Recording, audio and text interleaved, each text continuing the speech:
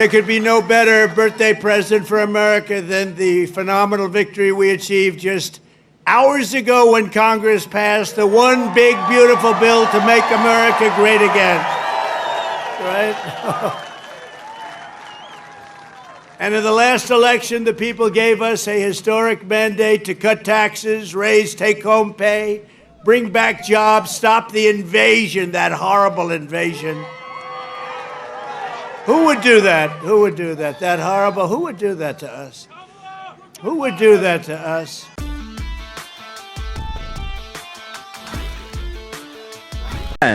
According to some estimates, we cannot track $2.3 trillion in transactions. 2.3 trillion with a T.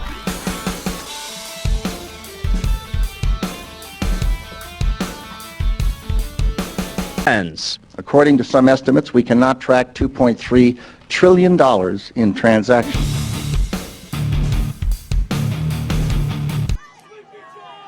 Deport the illegals and slash hundreds of billions of dollars of waste and fraud, and that's what we're doing. Nothing less than a new world order. This is the pledge of the world's most powerful leaders, representing 90% of the global economy. Thursday's G20 summit, they say, has changed the rules of the game.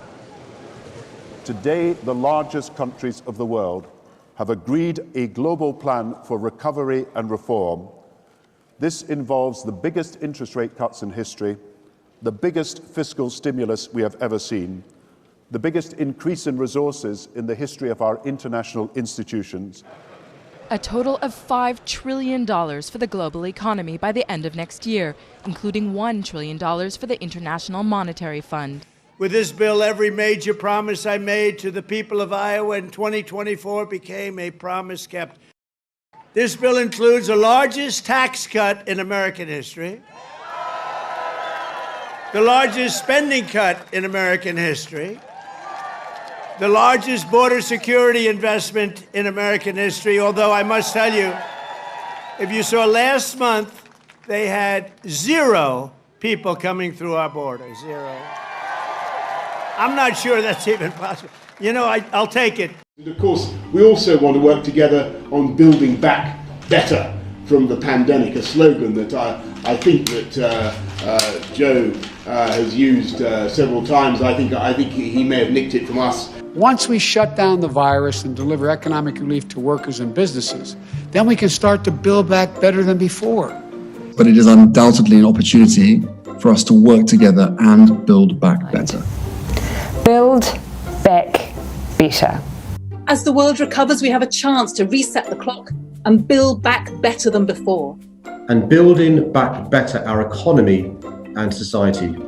But somebody must have got the other character had hundreds of thousands of people every time. Sometimes in a day they'd have over 100,000. We had 0, I don't know, for the month. So it must be a little wrong. Maybe they're 2 or 3 or something, but I'll take the 0.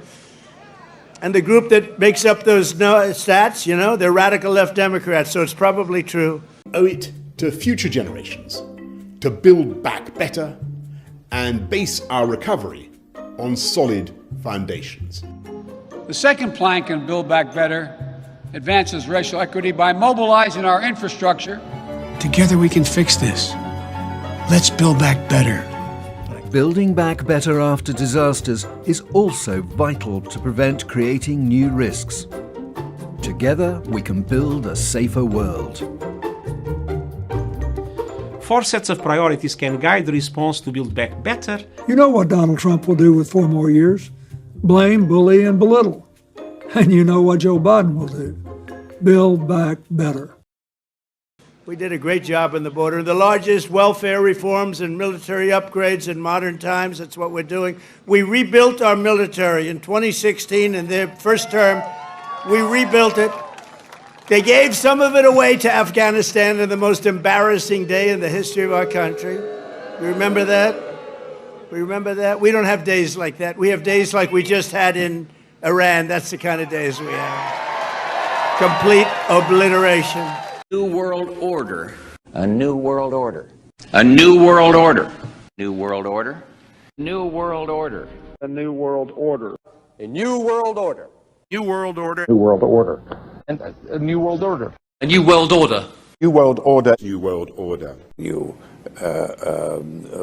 world order. A new world order. Need for a new world order. A new world order. It turned out that was complete obliteration. Think of these guys flying way up in the air on a dark night, no moon, no nothing, and they hit every single target. It's the size of 1/2 a refrigerator door, a little size, 2 by 2. But this is a declaration of independence from a really national decline. We had a national decline. We were a laughing stock all over the world. America first. A new world order. Presidential decrees cascading from President Trump's pen. A border wall with Mexico, kicking off the world's first leadership Twitter spat. Mexico's president announcing on a video they won't pay. Trump firing back on Twitter. Then it would be better to cancel the upcoming meeting. Laughing stock all over the world. We had a man as president who shouldn't have been there. You know that. He shouldn't have been there. But we really had independence now over the, if you look at it, the overtaxation where we were being taxed out of our lives. Independence from overregulation. We have independence now from radical left bureaucrats and independence from the largest alien invasion that I think any country has ever seen. We've never had anything like that. These people were fools. They allowed it to happen. We know this will take trillions, not billions of dollars. We also know that countries, many of whom are burdened by growing levels of debt, simply cannot afford to go green. Here we need a vast military-style campaign to marshal the strength of the global private sector. Here we need a vast military-style campaign to marshal the strength of the global private sector. With trillions at its disposal, far beyond global GDP, and with the greatest respect, beyond even the governments of the world's leaders, it offers the only real prospect of achieving fundamental economic transition. The G20 has laid out other measures, too, to firm up a financial system many say enabled the worst excesses of the past. These include an end to tax havens, stronger regulation of companies and banks, and new rules to rein in corporate bonuses. We will implement new rules on pay and bonuses at a global level that reflect actual performance with no more rewards for failure. The G20 leaders arrived in London divided, with France and Germany holding out for tougher controls on tax havens notably. But the results have won praise from all sides. C'est au-delà de ce que nous pouvions imaginer. This is more than we could have hoped for. We are all aware that alone we can do nothing. We are all aware that we need to create new rules to build a new foundation of the system. This is what we have done. The very institutions at the epicenter of the crisis have also made their approval known. Stock markets shot up in response to the deal, signaling, for now at any rate, a return of confidence. Since our last meeting, we've made tremendous progress. And I'd like to say that most of the credit goes to our extremely efficient international world leaders. Societal leaders, social entrepreneurs, intellectual and academic leaders. Politicians from over 70 different countries around the world. I would like to thank each and every one of you for your hard work and dedication to our cause. In reviewing this year's progress, let me say that we have been highly effective in conditioning the people's minds to accept our solution to the world's problems. The world needs a World Economic Forum. The energy crisis here in the United States was exceptionally successful worldwide, and we expect similar success with our upcoming food shortage. Our labor leaders have made great progress by causing confusion and work stoppages in all areas of the world. Financially, the dollar is being devalued even faster than we could have hoped. Education! Politicians know that word, they use it on you. Politicians have traditionally hidden behind three things: the flag, the Bible, and children. No child left behind. No child left behind. Oh, really? Well, it wasn't long ago you were talking about giving kids a head start. Head start, left behind? Someone's losing ground here. But there's a reason. There's a reason. There's a reason for this. There's a reason education sucks, and it's the same reason that it will never, ever, ever be fixed. It's never going to get any better. Don't look for it. Be happy with what you got. Because the owners of this country don't want that. I'm talking about the real owners now. The real owners, the big wealthy business interests that control things and make all the important decisions. Forget the politicians. The politicians are put there to give you the idea that you have freedom of choice. You don't. You have no choice. You have owners. They own you. They own everything. They own all the important land. They own and control the corporations. They've long since bought and paid for the Senate, the Congress, the state houses, the city halls. They got the judges in their back pockets. And they own all the big media companies, so they control just about all of the news and information you get to hear. They spend billions of dollars every year lobbying to get what they want. Well, we know what they want. They want more for themselves and less for everybody else. But I'll tell you what they don't want. They don't want a population of citizens capable of critical thinking. They don't want well-informed, well-educated people capable of critical thinking. They're not interested in that. That doesn't help them. That's against their interests. It's a big club, and you ain't in it. Politically, the public has lost total confidence in any form of government. We've given Russia a great deal of consideration. Russia is an important global power. Vladimir Putin and so on, they all have been young global leaders of the World Economic Forum.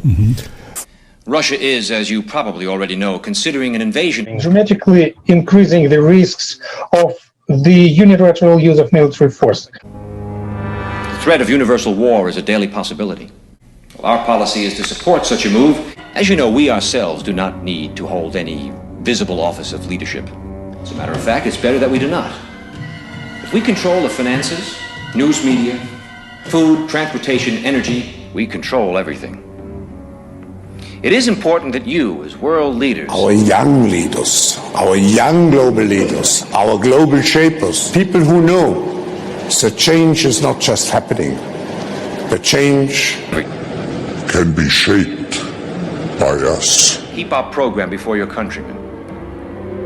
With our World Bank and computer program operational, we now have the capacity to control the financial affairs of every human being on Earth. The heads of all major global NGOs are involved. By giving each person his own computer number. Anytime his number is used, we would know his financial situation at once. He could not buy or sell anything without his computer number. The Trump administration on Friday formally proposed a sweeping expansion of its collection of DNA and other biometric data of immigrants to go beyond detained migrants in order to include U.S. citizen sponsors and others. In a notice from the U.S. Citizenship and Immigration Services published in the Federal Register, the proposal also vastly expands the biological information that DHS collects beyond genetic material to include eye scans, voice prints, and palm prints. DHS said the expansion, which would include children among other changes, would help prove family relationships, verify identities, and check criminal histories. But critics have said it raises serious privacy concerns. The American Civil Liberties Union last week blasted the move in a statement, saying it would hinder legal immigration and, quote, make it easier for the government to surveil and target our communities and to bring us closer to a dystopian nightmare. The Masonic Chip program uses modern police-approved techniques to create a child identification kit. And we take fingerprints. We also provide them with a swab for getting a DNA swab. And we also provide them with imprint where they can get an imprint of the child's teeth. So not only does it provide DNA as well as a swab, but it is also a source if you were using tracking dogs to provide a scent for the child. Many of you missed your prom, sporting events, and celebration with your friends, but you were quick to find new ways to stay connected and active while remaining focused on finishing your education.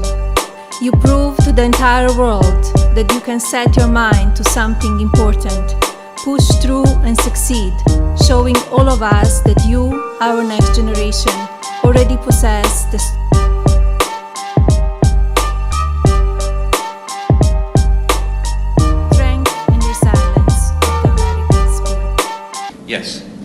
What about the people who forget their number, or their cards are lost or stolen? We've made provisions for that. By using this laser imprinter, we can painlessly and permanently affix the person's number to the back of his hand or his forehead if he so desires. The numbers would be easily read by this new ultraviolet scanning equipment. Pfizer whistleblower Melissa Strickler reveals that the vaccine glows. She suggests that the glowing components are SM102, luciferase, and graphene oxide. Lucifer is a Latin word meaning light bearer. In Christianity, the name refers to a fallen angel, the devil Satan. Hello, I'm Colonel Matt Hepburn. I'm a program manager in the Biological Technologies Office at DARPA. I am an active duty Army infectious diseases physician and have specialized in addressing biological threats that can either be engineered or naturally occurring, such as Ebola or pandemic influenza. Today we're going to be talking about one of the technologies that I actively manage, a company called Profusa, which is aiming at achieving tissue-level continuous health monitoring. Through the SBIR program, we funded them to solve an incredible technical challenge that no one else had been previously able to solve. The key innovation that was presented to us is they said, why can't we make a chemical substance that's really identical to what's underneath the skin, what we call the subcutaneous tissue, so that your body doesn't recognize it as a foreign body response. It just incorporates itself into the tissue. And we have a lot of examples now where a sensor put right underneath the skin can sense things like oxygen and other chemicals that are very important to our metabolism. And not just sense that for a day or a week or even a month, but we imagine that sensing these parameters can go on for a period of years. Fitbits and Apple Watches for us all. At least that's what RFK Jr. wants. Kennedy, who heads the Department of Health and Human Services, announced that he'll soon launch one of the largest ad campaigns ever to promote health wearables. He wants to see all Americans donning a wearable within the next 4 years. The current nominee for U.S. Surgeon General is the co-founder of a company that provides continuous glucose monitors to customers. She's argued that these monitors can help improve people's metabolic health. It's true that wearables can provide vital information or alerts for early detection of some health problems, but it's not all clear that they can provide tangible health benefits. Plus, accuracy amongst wearables varies. There's also the issue of privacy. Privacy and labor rights advocates are concerned that without robust safeguards, the data collected by wearables could be compromised or used against consumers and workers. One of the most important applications to us is so that we can improve the health of our worldwide deployed military force. We feel a strong sense of obligation that if we're going to ask somebody to be deployed and to carry out their mission, that we want to keep them healthy. For the purposes of demonstration, I've had such a number imprinted on myself. Once this number is imprinted, it cannot be lost nor can it be changed. So if you could create an instrument which would integrate everybody into a process, then I think you can create a tool which will be invaluable. Now, are there any questions? What about the individuals who refuse to have this number implantation? We expect some minor resistance, especially from highly motivated religious groups. But eventually, hunger will cause even the most zealous to conform to our program. Gentlemen, I believe that within a year, 2 at the most, our one world government will be a reality.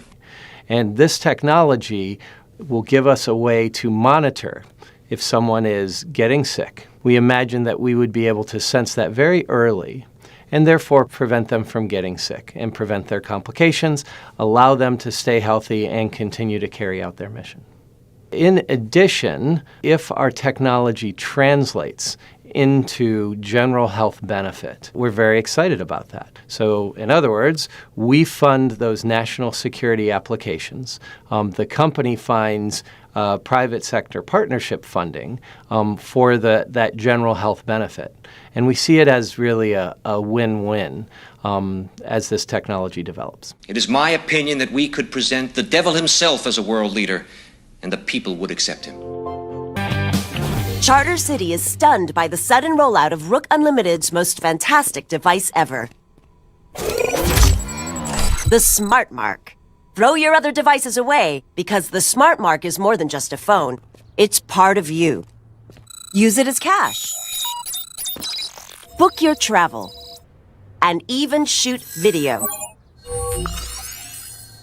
Distribution points are all over the city. And don't let the lines discourage you. The Rook Unlimited Smart Mark is worth the wait. Lines all across the country today as people rush out to get their hands on one of the 2 new editions of the iPhone.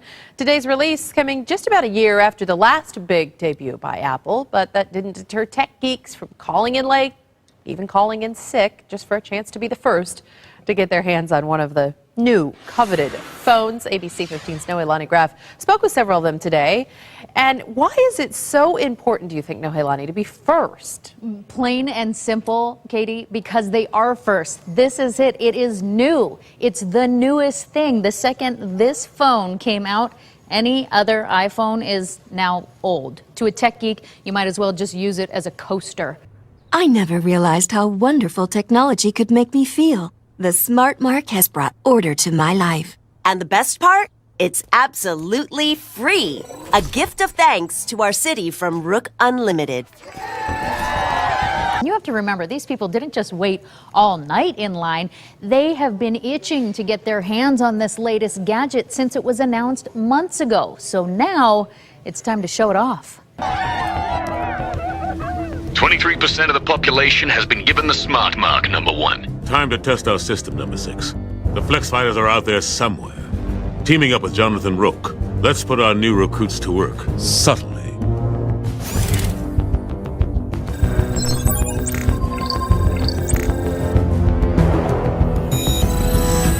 We should find the Flex Fighters. Everywhere you look, people are on their phones, texting, talking, but are they on It's the first time I've even seen it in person. the newest iPhone? The iPhone 5S. I got the black and gray 5S. I wanted the gold one. In a spiffy new color? They call it space gray. I think it's just a word for black. The 5S boasts tricks like a camera with slow-mo, fingerprint recognition. And then just tap it once and then just leave my finger on it and it just opens. But the name alone is enough to keep people in line for hours. I ordered it online, but there's just something about like getting it today, like I gotta have it.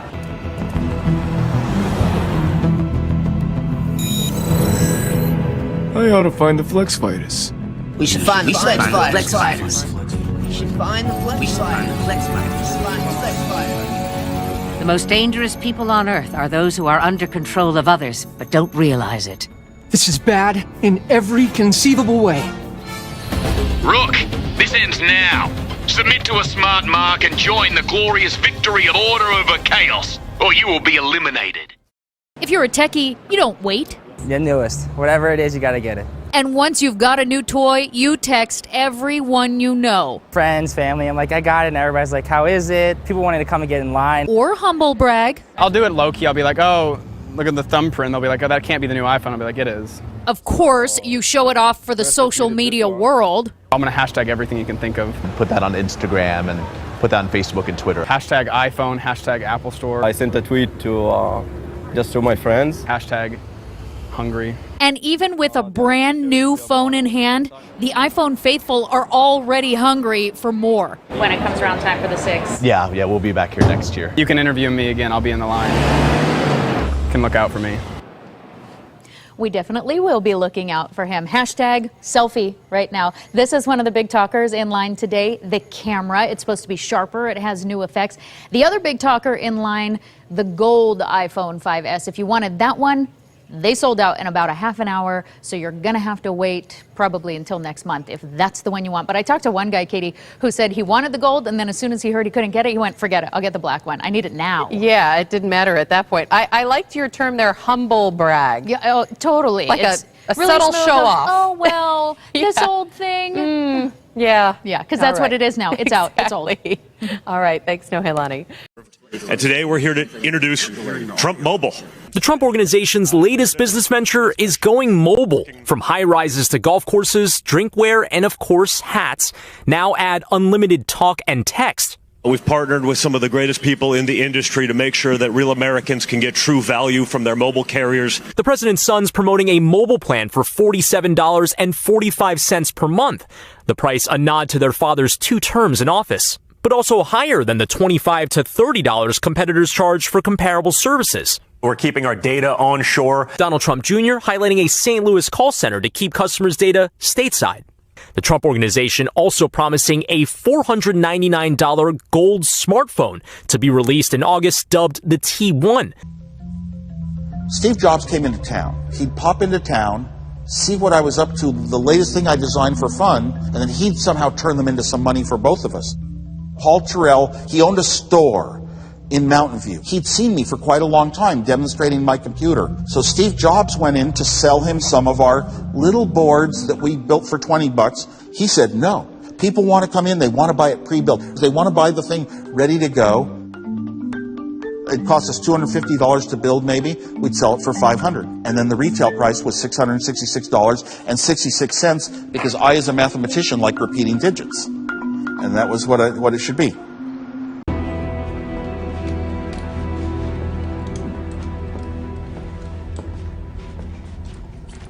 Ah, 007. Q? Please excuse the mess. Everything's a little bit up in the air, what with the changes and all. Couple of things to get through. Shall we get started? Just relax. That's it, lovely. Now, you may feel a small... Christ! Prick. What is it? Cutting-edge nanotechnology. Smart blood. Microchips in your bloodstream allows us to track your movements in the field.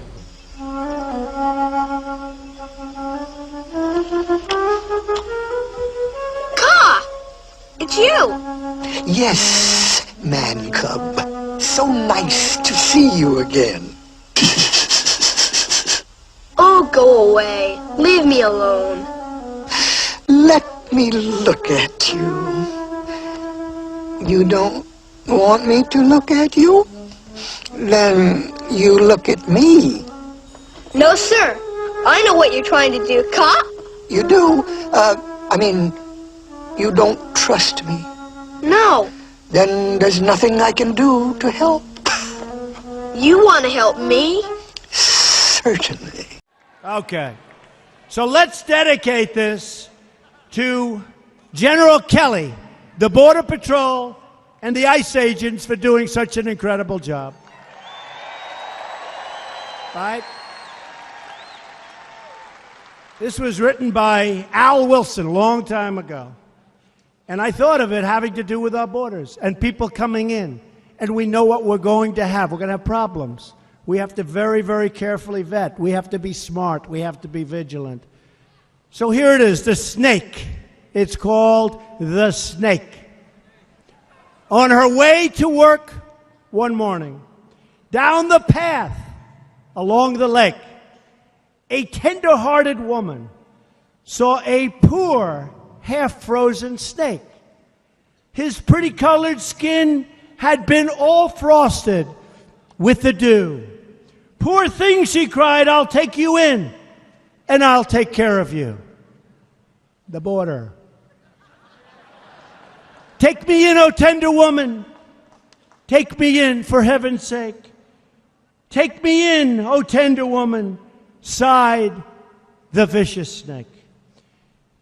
She wrapped him up all cozy in a comforter of silk and laid him by her fireside with some honey and some milk. She hurried home from work that night, and as soon as she arrived, she found that pretty snake she'd taken in had been revived. Take me in, O tender woman. Take me in, for heaven's sake. Take me in, O tender woman, sighed that vicious snake. She clutched him to her bosom. You're so beautiful, she cried. But if I hadn't brought you in by now, oh heavens, you would have died. She stroked his pretty skin again and kissed him and held him tight. But instead of saying thank you, that snake gave her a vicious bite. Take me in, O tender woman. Take me in for heaven's sake. Take me in, O tender woman. Sighed the vicious snake. I have saved you, cried the woman. And you've bitten me, heavens, why? You know your bite is poisonous, and now I'm going to die. Oh, shut up, silly woman, said the reptile with a grin. You knew damn well I was a snake before you took me in.